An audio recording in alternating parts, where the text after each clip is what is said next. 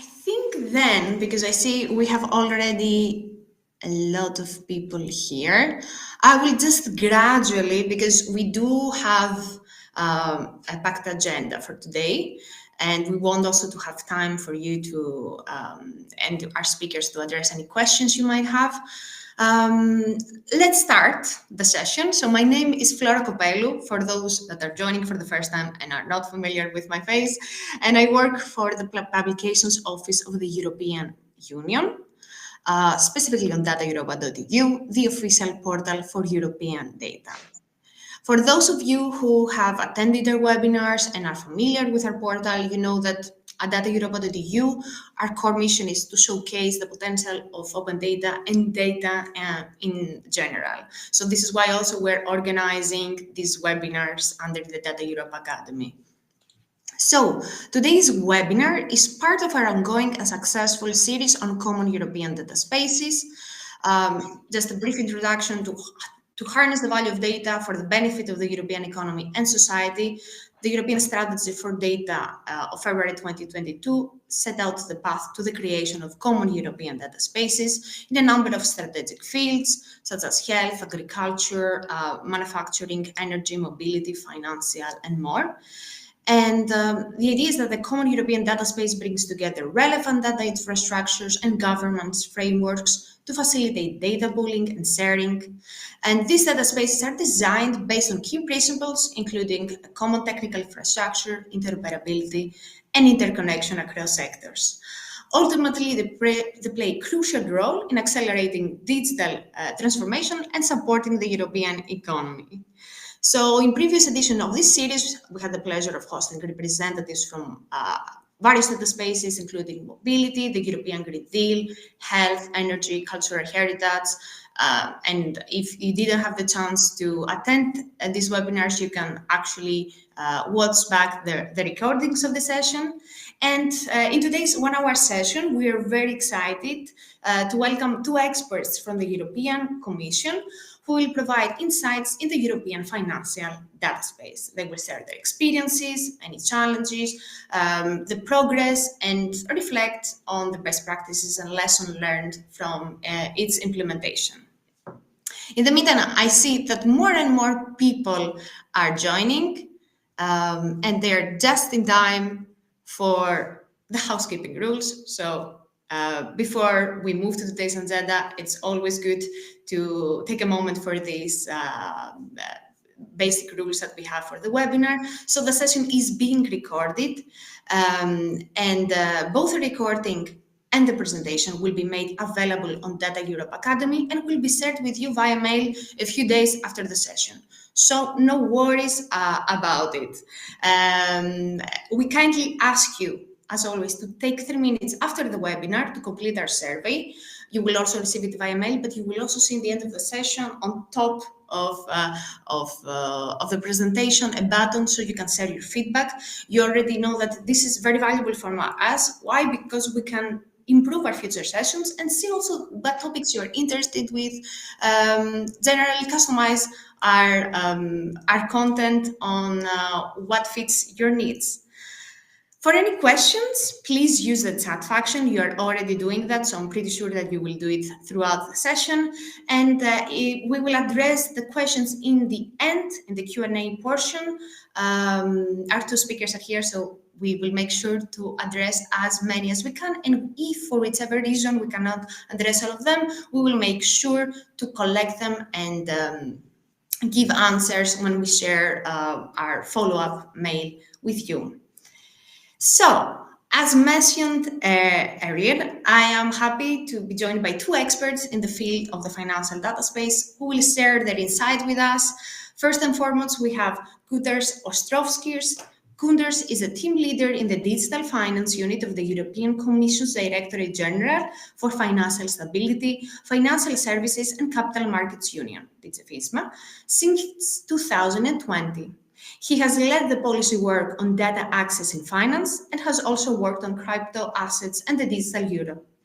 Between 2012 and 2020, he was a senior economist in the Economic Analysis Unit of the DGFISMA And prior to that, he has worked at the European Central Bank, the European Commission's DG for Enterprise and Industry, as well as the Parliament of Latvia.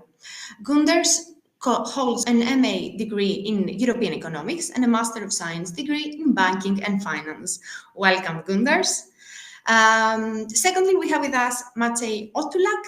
Matej works as a policy officer in the unit providing the analytical input and economic advice to facilitate the development and implementation of policies in EU financial services. He's directly involved in the supervisory reporting and data strategy implementation, including proposal to facilitate data sharing. Matej joined the European Commission in 2007 as a policy officer for SME access to finance. He has worked in the unit dealing with the financial instruments for SMEs and was responsible for the survey on access to finance of enterprises. Matej is a graduate of Warsaw School of Economics in Poland and Aarhus University in Denmark. Welcome to both of you. Thank you so much, first of all, Good morning, Flo. And good morning. Thank you also for being here. We're looking forward to your presentations today. So, before giving the floor to Gunders, just a short introduction to our agenda. We began with a brief introduction from my side. I will then give the floor to Gunders and Matej that they will have approximately 30 minutes to give us more information on the European financial data space. And finally, we will conclude with a Q&A session during which our two speakers will address your questions. So, without further ado, Gunders, the floor is yours. Many thanks, Flora. Good morning, everyone. Happy to see you in such high numbers this morning, and happy Valentine's Day, of course, not to forget. So our presentation today is about the European financial data space. As you know, I mean, I suppose you've already possibly been following some of the previous webinars on this on these data spaces. You probably know that the context of these data spaces is actually such that the overarching framework is the European strategy for data. So this is a strategy that was adopted by the Commission and that covers all, let's say, sectors of the economy and also, of course, the public sector. And as part of that strategy, there were several legislative proposals that the Commission adopted, and these legislative acts have all been adopted, and they're listed here, such as the Data Act, Digital Markets Act, Digital Services Act, Data Governance Act. And also, as part of this strategy, there was the ambition to create common data spaces in the various sectors of the economy, and as I said, also in the public sector. And the financial data space fits squarely in this policy architecture, if I may say so, and it actually covers. Until now, it has covered three main initiatives in the financial sector, and these are listed here. So these refer to public reporting data. So this is the type of data that financial firms are required by law to disclose. So they're also known as public disclosures. So these are, for example, financial reports of these firms, like balance sheet, income statements, and so on. And they have to be reported regularly, and they are available to the wider public. So there is an initiative which is known as the European Single Access Point on public reporting data. So this is one element of the European financial data space. Then we have the framework for financial data access. This concerns private customer data of financial service providers. So these are the type of data that your financial service providers like banks hold because you are their customer, and they have the data on transactions on your account and on your loans, for example. So this is that kind of data. And the third element concerns supervisory reporting data. and there we have a supervisory data strategy. So I will cover myself the first two elements in the presentation, and Maciej will tell you more about the supervisory data strategy.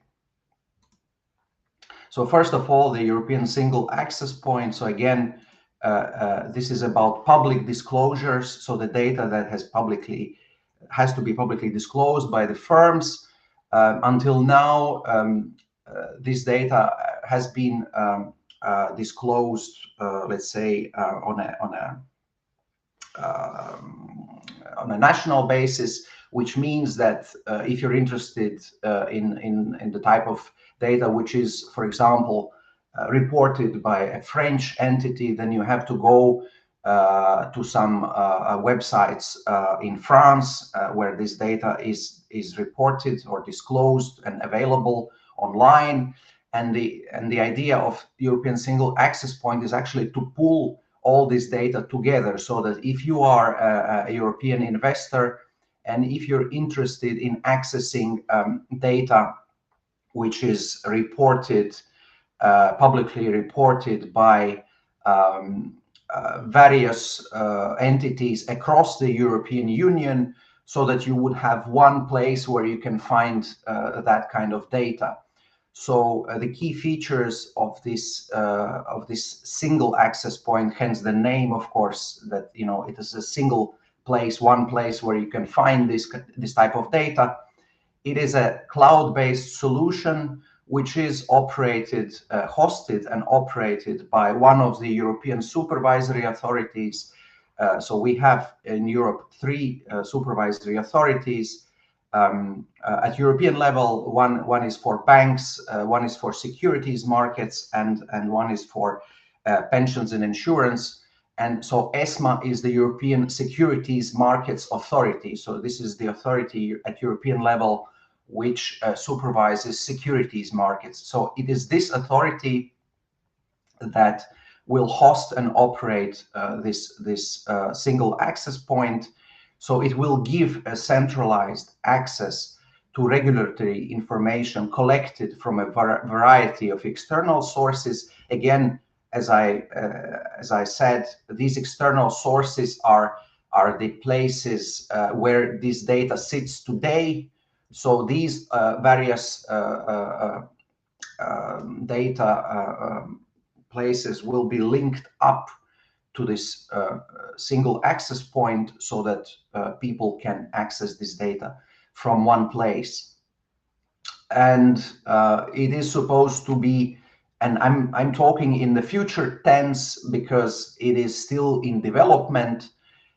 So it is supposed to be a user-friendly IT solution which would ensure accessibility, would have intuitive user interface, and provide thereby also very friendly user experience, which will also include multilingual support, so have some translation capabilities, and of course also be able to handle high volumes of data traffic, because of course clearly if it is a single access point for all of Europe, then we can expect that there would be a lot of users of this cloud-based solution. And the benefits that we see from this type of initiative is that it would enhance the visibility of EU companies and facilitate their access to capital, again by making it easier for European investors to actually access information, publicly reported data on companies from many different European countries, and they wouldn't have to continue going to all the various different websites where this data is available today. They wouldn't have to bother about also accessing data in foreign languages and then thinking how to translate that. We also expect that it would support decision-making by providing essential information about entities, activities, and products, which of course is true today as well. If you access this information from the various websites where it is available today, and finally that it would benefit investors, financial analysts, and other stakeholders, as I said, due to facilitating access to this type of data. Now, what exactly it entails? So it is a huge endeavor. So the scope of information that actually would be covered by this European single access point covers more than 200 existing reporting obligations. So again, these firms are obliged by law to report this information, and so here you see the number of these kind of obligations in our legislation. They are more than 200, and they would cover more than 150,000 reporting entities, so more than 150 firms which provide this information, which report this information.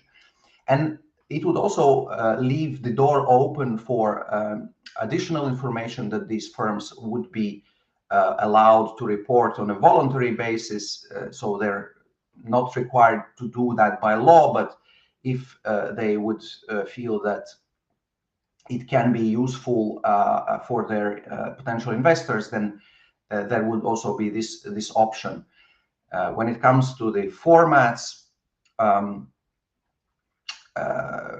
the initiative is to some extent flexible, in the sense that any open and widely used IT format that allows data extraction is acceptable. However, there are some minimum requirements for metadata that needs to be available, and the Commission also retains the power or the mandate to develop additional formats on a case-by-case approach if necessary. Moving on to the collection of information. So how or by whom is this information collected? As I said, today there are national. These are of course very technical terms, but these are national officially appointed mechanisms for data collection, and also the national competent authorities. The national competent authorities are actually the financial sector supervisors in the various member states. So these are mainly either securities markets supervisors or banking supervisors, and they can also be either located at the national central bank, or there can be a dedicated supervisory authority. So these are the so-called national competent authorities. Then, as I mentioned, of course, we have the 3 European supervisory authorities, and all these have, let's say, all these have been the counterparts, or are the counterparts of firms for data reporting. So when they report this data, they report this data to these competent authorities, to these national mechanisms, and some of the data is even reported directly to the European supervisory authorities. So it goes to them, and then from there it will all converge into this European single access point, so that people can access it from one place. And the technical means of how they will be able to access it, of course, will be via an application programming interface. However, of course, people themselves will not have to have any technical skills to do that. I mean, they will be able to access it through a user interface that simply connects to this centralized API, and in such a way they will be able to access this information. It will be free of charge with open terms of use, since we're talking about publicly available information already today, and there will be also options for bulk download of this data if necessary. As I said, expecting also friendly user interface and translation, and clearly also security of this whole infrastructure. And yeah, as I said, ESMA will be in charge in cooperation with the other two European supervisory authorities for banking and insurance and pensions. So clearly there is dedicated legislation for this. So there's a regulation which sets out the legal, technical, and operational requirements of the European Single Access Point.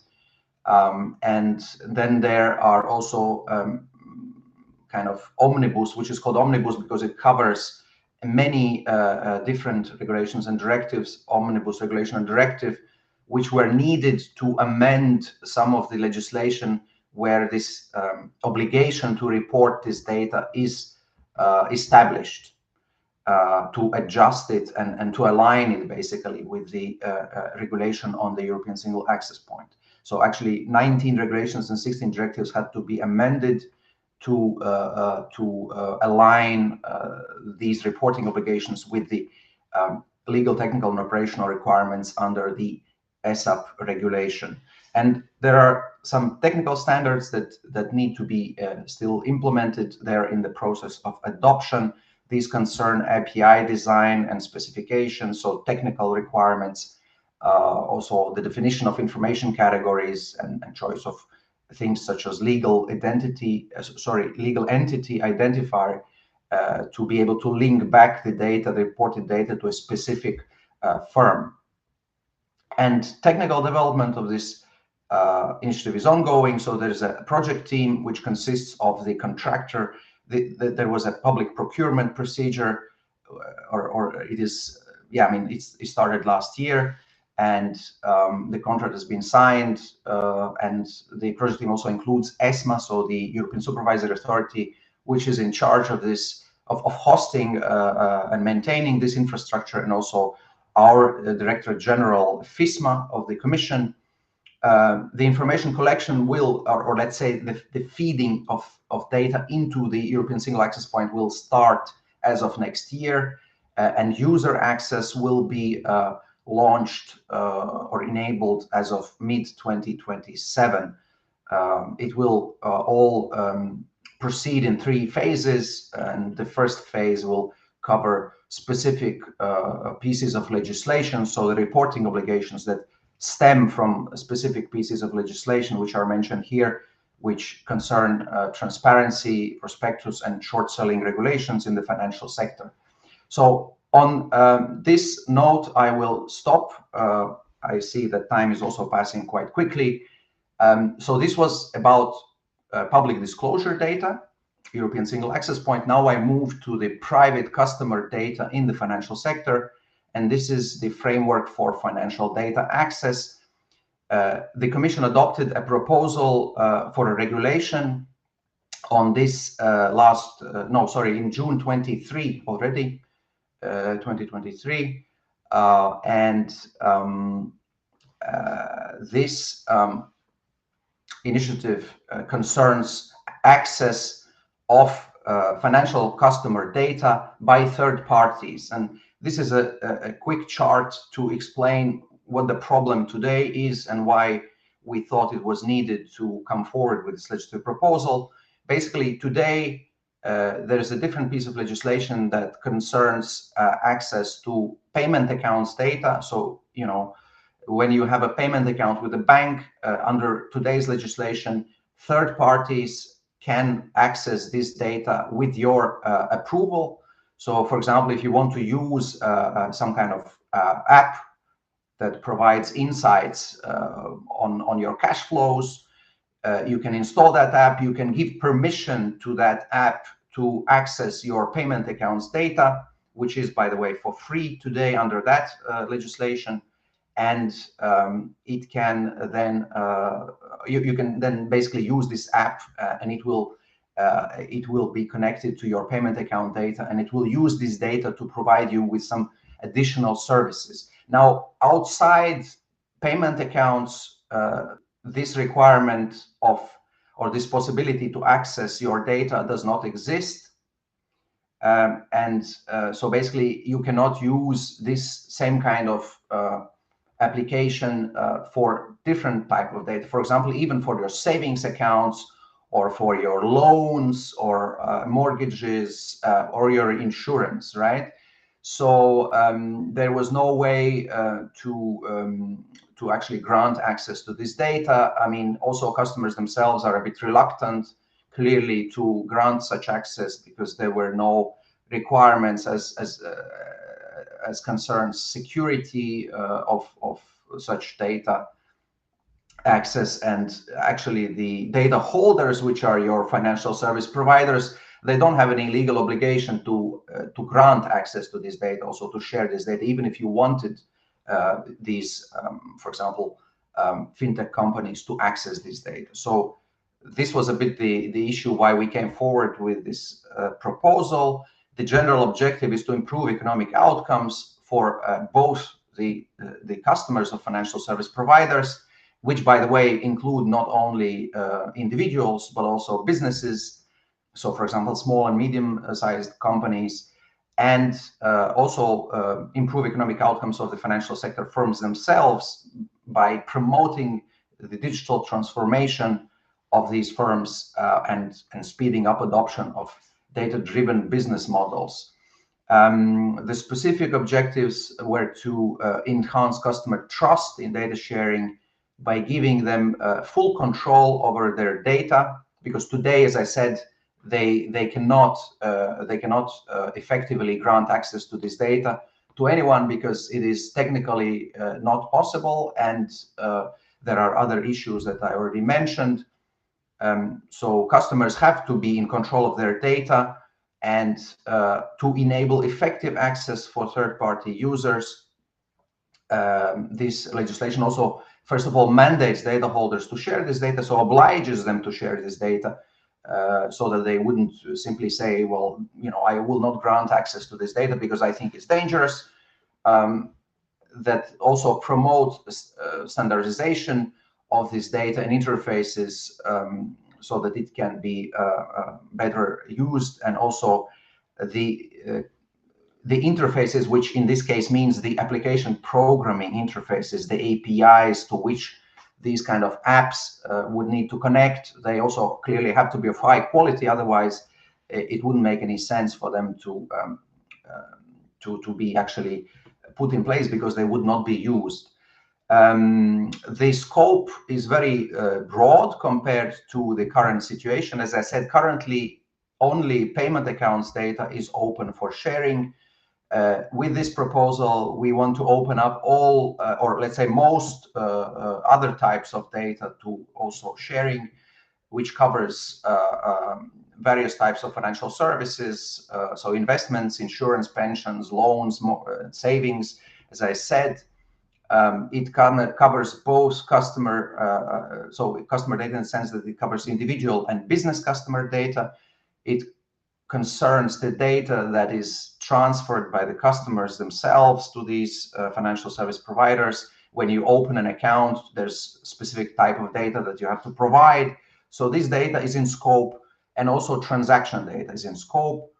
And finally, it concerns both personal and non-personal data, also partly, as I said, because we are talking not only about individuals, but also business customers.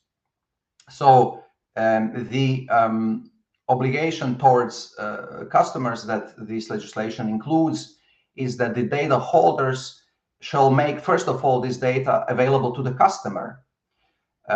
So here we're not talking about the third-party data user, so not about a fintech firm that provides you with an application, but here we're talking about the customer first and foremost. So the customer itself should be able to access this data without undue delay, free of charge, continuously in real time. And technically, how do we mean it? The optimal solution here will, of course, be a customer interface. Today, you all have probably a banking app that you're using. So this is your customer interface. It is provided by your bank. But as I said, this legislation covers a very wide set of types of financial services. And in many of those, possibly there is no customer interface today. There is no app that you can use. For example, if you were talking about insurance, very often your insurer doesn't provide you with an interface. Sometimes they may, but it's not a given. So the expectation here is that all these financial service providers would first of all, actually provide customers with an interface, an online interface that they can use. And then the obligation towards the data users, so third-party service providers, where the optimal solution would be an application programming interface, as I said, to which the apps developed by these third-party service providers could connect to obtain this data. The legislation includes safeguards. We have been thinking very carefully about that, of course, to ensure that data protection and privacy are fully respected, that the data transactions, or let's say the data sharing, is done in a secure environment. Well, first and foremost, of course, it is the customer who decides whether to grant access to the data or not. So there is no data access by default. It always goes by the customer. So if you're an individual and you have let's say a loan with a bank, and you want to use a specific app that, I don't know, needs the information or the data on your loan to be able to, for example, provide you with an overview of alternative options, maybe with other banks, then it is up to you to grant access to this app to your data. It cannot obtain anything unless you click that you agree that this data is shared with this third-party service provider. We have also included in the legislation some technical tools to facilitate the management of such permissions by the customers, which are called the permission dashboards, which is simply also an interface which provides an overview of all the third-party service providers to whom you have granted access to your data, and you should also be able to actually withdraw that permission at any time if you wish so. There are new types of providers that are introduced by this legislation. So when it comes to who is able to access or would be able to access your data, even if you give the permission, it is only regulated financial institutions and the so-called financial information service providers. So this is a new kind of licensing regime which would have to apply to any other firm that would want to access your data, which is not a regulated financial institution. So if it is, for example, a fintech that does not have any financial licenses and provides an app that needs access to this type of data, this fintech would have to apply to be authorized as a financial information service provider, and that would also include some supervision of this firm, and will also subject it to our cybersecurity regulation, which is very important in this context, which is the so-called Digital Operational Resilience Act. The acronym here is DORA. So this firm would also be obliged to respect these requirements on cybersecurity. And then there is also data perimeters, which okay, it's some additional element that strengthens consumer protection. I'm running out of time, so I will not cover. This was just an example of permission dashboards, how they should actually appear. One central element in our legislation to implement this whole structure is the so-called financial data sharing schemes. We are taking a very much market-driven approach in this legislation. We want the data holders and data users, so meaning the financial service providers and the third-party service providers who would need to access this data, to come together and to agree amongst themselves what level of standardization do they need for this data to be usable, whilst at the same time not to increase the cost of implementing this initiative to exorbitant levels, because notably the legislation also introduces a new principle, and that one is principle of reasonable compensation to data holders for making this data available, because clearly they will have to invest a lot of money to standardize the data, to put in place the APIs, and to make this whole IT infrastructure work. And the data users will have to compensate the data holders for this. And therefore, it is important also that this compensation does not go very high. Otherwise, there would be no economic case for accessing this data at all. And it also includes dispute resolution system and contract liability. Now, I am unable to move the slides anymore. Yeah, now it moved. In any case, I think I can stop there. There were a couple of more slides, but we're running out of time. So clearly, we expected opportunities for customers, and these include both financial service providers as they are today, and also the new players, the FISPs, and the ultimate beneficiary of all this should be the customer, with some enhanced customer experience, new data services that would be available to customers, and so on. So yeah, thank you. Thanks a lot, Gundars. And indeed, now we will move on to the third pillar of the EU financial data space, supervisory data strategy. But just before that, I would like to give you some background and context about the data we are talking about here. So it's a very specific kind of data that is used to effectively supervise financial institutions. So as you already know, different entities from different financial sectors, like banking, insurance and pensions, financial markets and asset management. And here, authorities use the data to check the compliance with the rules, to monitor, detect, and respond to different kind of risks like credit, operational, market, liquidity, leverage, and to fulfill their other supervisory mandates.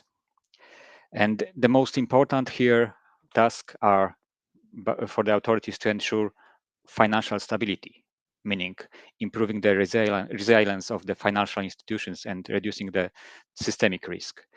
To ensure market integrity, so limiting market abuse, promoting transparent and well-functioning financial markets, and also to ensure consumer and investor protection, so to ensure proper conduct of financial services providers for the benefit of investors and customers of the financial services. So here, the regulated financial institutions are required to report quite a wide range of different data about their financial conditions and their activities. And it is all regulated by the EU law in this area, consisting of a number of legislative acts covering all the range of financial sector industries, as I said before, and also different products, loans, securities, financial derivatives.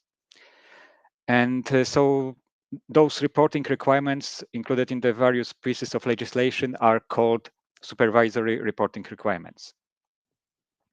And of course, over the years, the regulatory requirements have increased, and in Europe, they were shifted from national to the EU level with greater coordination. It was needed to monitor a highly integrated global economy with interlinked markets and significant interdependencies among financial intermediaries. And especially the overhaul of the regulatory framework after 2007 and 2008 financial crisis involved adopting more than 40 pieces of the EU financial services legislation that generated a significant number of new and mostly more granular supervisory reporting requirements. So as some of you know, the single rule book was drawn up, and this also led to the creation of the European system of financial supervisors with 3 European supervisory authorities. They were already mentioned by Gundars. They are operating since 2011, and as was said, it's EBA, so European Banking Authority, ESMA, European Securities and Market Authority, and EIOPA, European Insurance and Occupational Pension Authority. So as you can see, the scope of supervisory reporting increased significantly. And it is both in terms of the volume and data to be reported, and also in terms of number of reporting entities and activities to be that were brought within the scope of this European legislative framework for financial services. So the consequence now is that we have to assess this reporting burden and costs versus the benefit of the stable financial markets. And of course, we always need to limit the burden. But here, if you would like to do it without undermining those important tasks of supervision and the objective of supervisions, it could be achieved through standardization and more data sharing, of course. And that brings us to this data space approach and our supervisory data strategy. It was adopted in December 2021, and what is important, it was developed in the cooperation with the European supervisory authorities mentioned before, and in consultation with the industry as well. And it set out the ambition to modernize the European supervisory reporting, while at the same time minimizing the aggregate reporting burden for all the relevant parties. What is also important here, it has a gradual and pragmatic approach. So while it will bring significant and lasting benefits and cost savings, of course, at the beginning, it also requires considerable investments upfront during this transition. So that's why it is gradual. We would like to be mindful of the cost of transition. And it also means that it takes time. How we are implementing the strategy, there are like two ways. The first one is through sectoral reviews. So as I said, those after the crisis, there were more than 40 different pieces of legislation implemented. And with each of the review of a specific legislation that needs to be done from time to time to update it and to take into consideration the evolution of the financial market. We are removing the overlaps or inconsistencies in reporting. We are removing redundant or outdated requirements. We are also clarifying specific definitions. We are streamlining data flows between authorities. And of course, where possible, we are also trying to address the proportionality of the reporting requirements. So depending on the size of the financial intermediaries, the reporting requirements might be different. The ultimate goal is to integrate the reporting within those different sectors of financial market, so banking, insurance, and pension funds, and also when possible across those sectors. And the goal is also to achieve the objective of this define and report once. So define is from the perspective of regulators, report once from the perspective of the financial entities, and then share and reuse this data. So it is from the perspective of the authorities. And this improvements could be also summarized under the key building blocks of the strategy. So the data standardization, as you can imagine, with so many reporting framework, even in the same financial sector, it's important to have consistent and standardized data. We'll come back to this topic in a moment. Then data sharing between authorities is also important. And for us, it means removing legal and technical obstacles to sharing in the EU financial services. When we are talking about design of reporting requirements, we developed guidelines on reviewing and developing financial sector reporting that we are strictly following now. And all this requires joint governance. That's why we are doing it, as I mentioned before, in cooperation with authorities and in consultation with the industry. So in the effect, the improved supervisory reporting system would allow supervisors to make better informed and faster decisions, and that are data-driven, using innovative supervisory technologies, gathering data with greater precision and speed.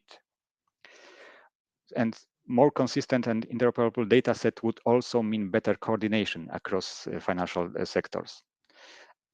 At the same time, it should make reporting more efficient and minimize the burden for entities. So it's kind of win-win strategy.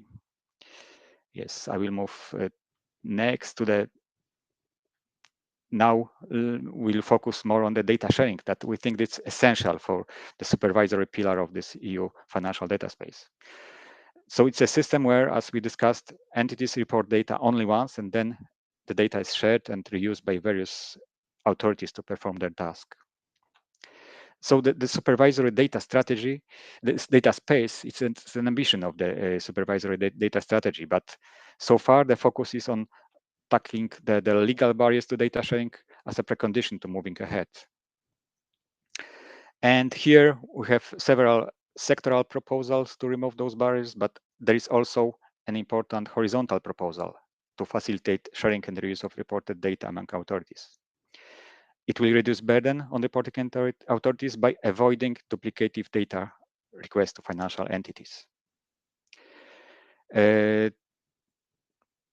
What might be interesting for the audience here is that the proposal would also enable innovation by allowing authorities at their own initiative to share information they obtain with financial institutions, from financial institutions, with researchers and other entities for research and innovation purposes, provided, of course, that the specific conditions are met to safeguard the data. So for this proposal, recently the political agreement was reached in December last year, and it is pending final adoption now. I will not go into the other examples, but you can see them on the slides of the authorities and national different initiatives to work on the data space. When we are talking about indeed sharing of the supervisory data for research and innovation, it's not only the part of the data sharing proposal that I just described, but already now we have available data through a data hub, synthetic national supervisory data that could be used by innovators to test their new solutions and train artificial intelligence and machine learning models. So this data hub will make it easier to develop products that depends on data-intensive AI systems, and it complements the national sandboxes and innovation hubs.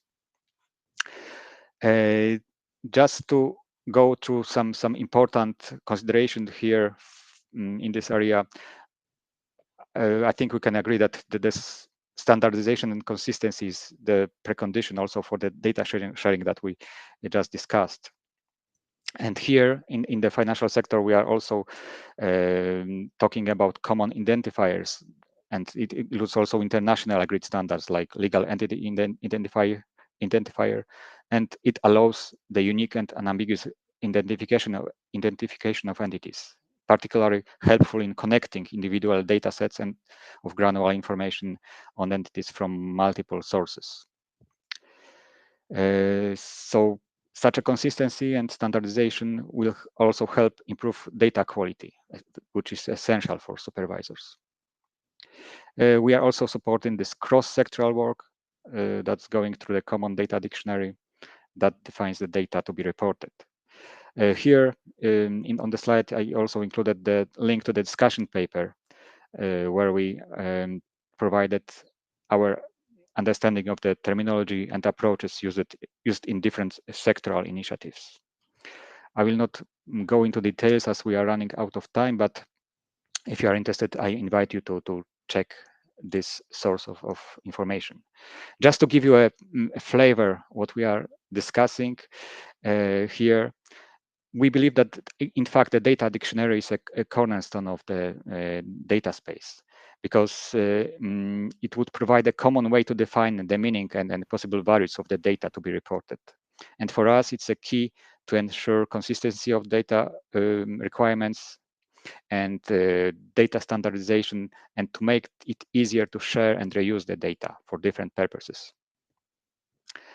You can see also how the data dictionary fits within the reporting data process, and our first approach to define what would be the content of the dictionary.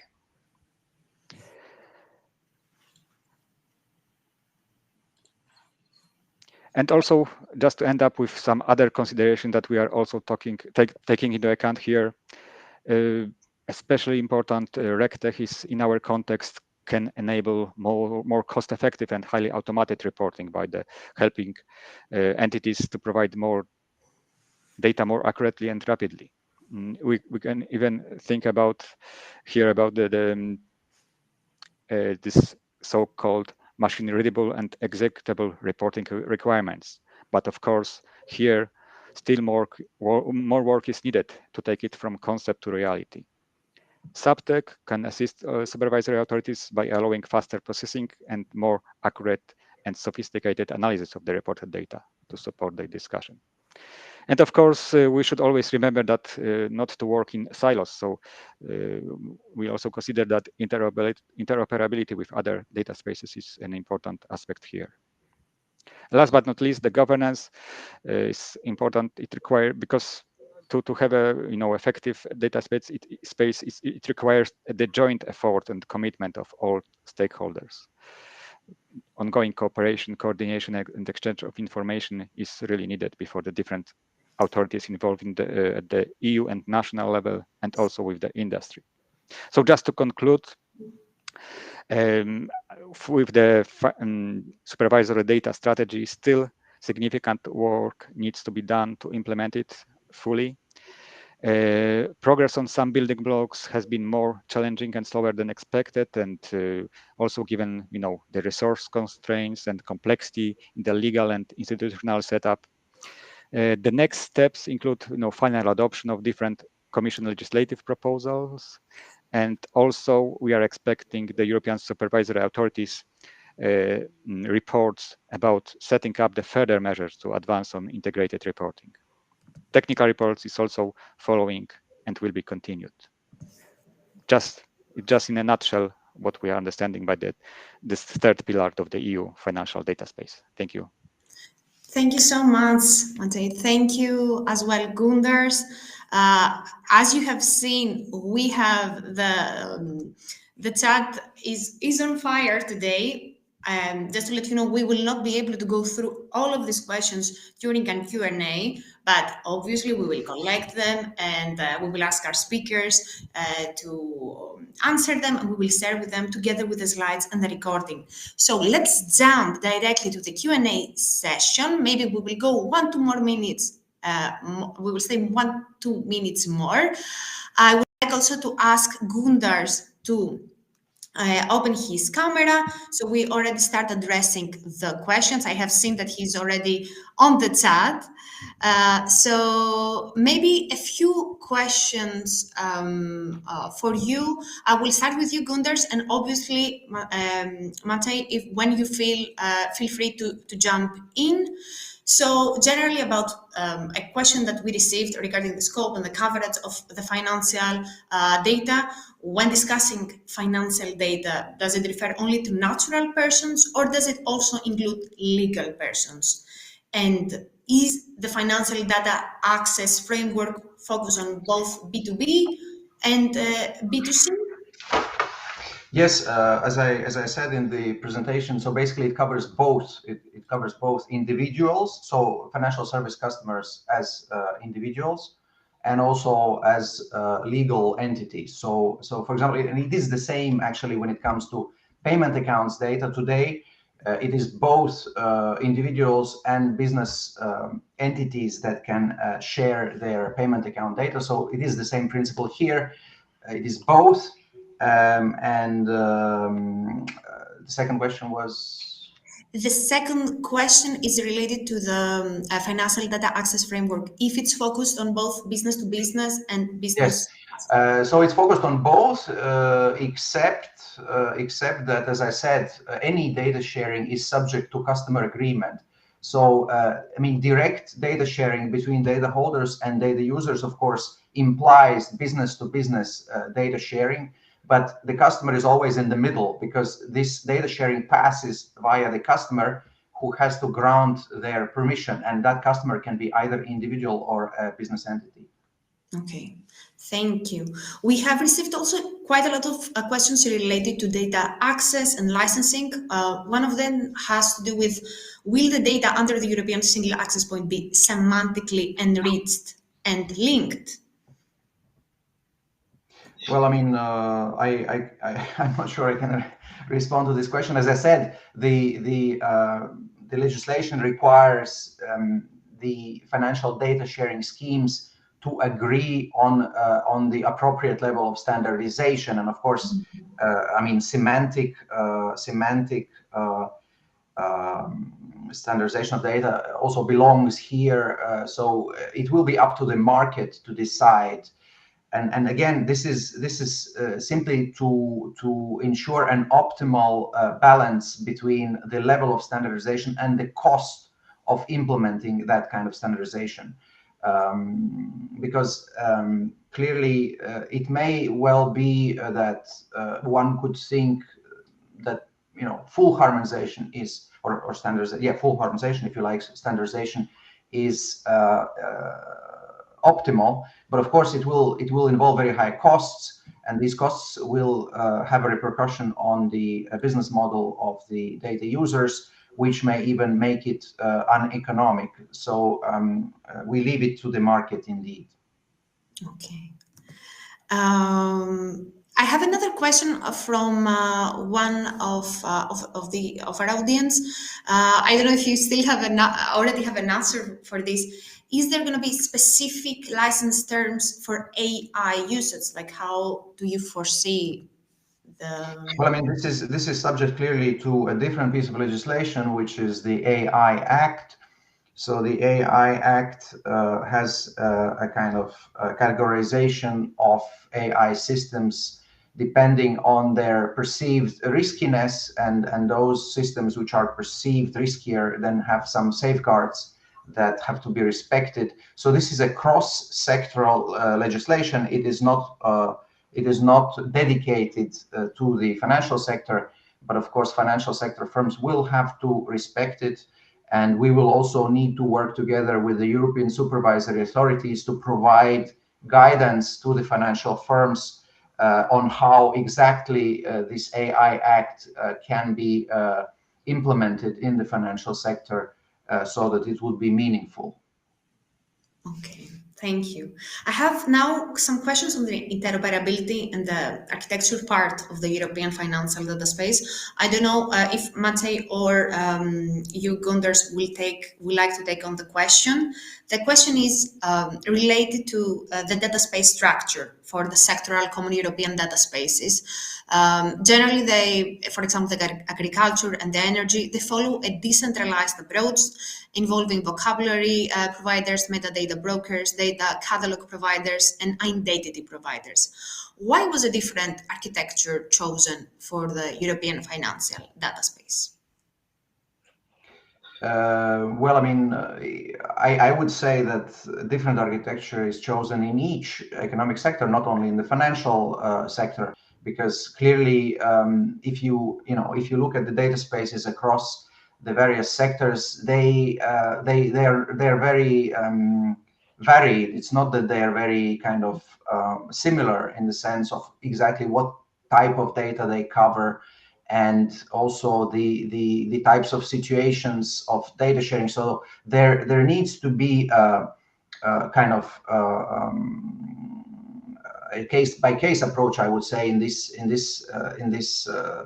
whole architecture. So for me, it is very difficult to imagine that it will be possible to come with some kind of one size fits all approach and apply it across all the sectors, because even in the financial sector, as I explained, now this FIDA proposal, it covers a very wide array of different types of financial services, which indeed differ a lot one from another, and also have some specificities that need to be accounted for, and multiply that by 27 member states, and the situation becomes even more complex. and it is the case in all the data spaces. So for me, I don't know. I mean, I think it can only be principles-based approach, but beyond that, there's a need for tailoring within each separate data space. Mm-hmm. And I think on this topic, I think also, Mate, you mentioned it in your last slide, but maybe you can provide us with a bit of more information related to the relationship with the other common European data spaces. How are you working on this? Yes, I mean, as Gondar said, it's very challenging to have a kind of integrated space within the financial sectors, as we have different sectors like banking, insurance, funds. So the first challenge is to have the common vocabulary within the financial sphere, I would say. But then indeed, we should always take into the consideration that there are other data space, and wherever possible, we should define, for example, specific identifiers or specific data that could be then somehow linked between different data sets. So I don't know, for example, some obvious examples, like, I don't know, the definition of the data of the data of the time, and I don't know, that should be based on the common standard that could be for any data space. But indeed, there are some specific standards that are only based on the financial industry, and yeah. Thank you so much, both of you. Actually, if we continue being here, we'll have to spend at least 20 more minutes to go through all of the questions. What we will do, and I promise also to our, is that we will try to collect the questions that have not been answered. I saw that some of them were answered by you, Gundars, in the chat, and maybe we can share in a written format in a report when we share the slides with them. So apologies for all the questions we didn't manage, but we had a very nice presentation, a lot of questions. So thanks to both of you. Just before closing this session, obviously we have a lot of activities happening in 2025.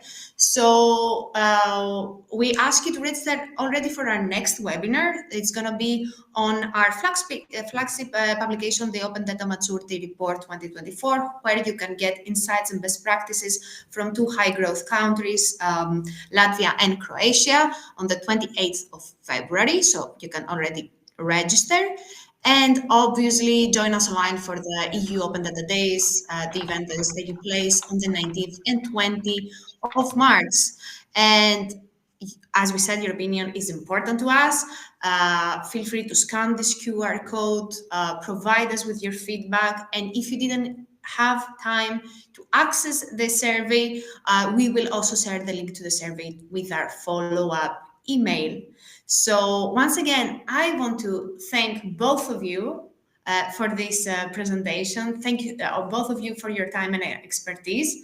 Happy Valentine's Day to all of you that are celebrating. Happy Valentine's Day for those that are not celebrating.